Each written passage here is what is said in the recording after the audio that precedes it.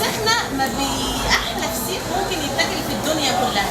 ليه؟ عشان احنا بنجيب سمك بوري اصلي من اللي هو الطازه ده التحفه، علشان لما نيجي نخلله ويدوق احلى فسيخ، ريحه وطعم وجوده وسعر وكل حاجه تتخيلوها هتلاقوها في فسيخنا. شايفين الفسيخه زبده لوز كده تتاكل. بصوا يا جماعه من غير عيش ومن غير اي حاجه خالص. شايفين عجينه مهلبيه ملبن اللي هو يعني الفسيخ بتاعنا درجه اولى. تعالوا نفتح ونشوف العظمه بتاعت الفسيخ بتاعتنا. بسم الله الرحمن الرحيم.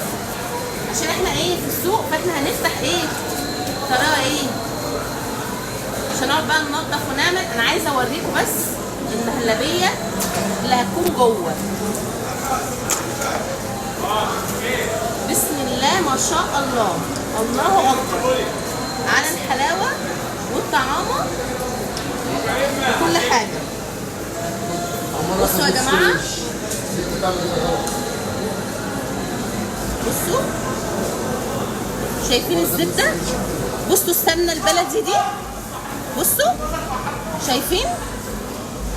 شايفين العسل ده يا حلاوته. يا استنوا بقى عشان ادوق بقى. زبده سايحه، ده فسيخ قمر، لوز، سمكتين كبار حلوين قوي تحفه اهو كيلو.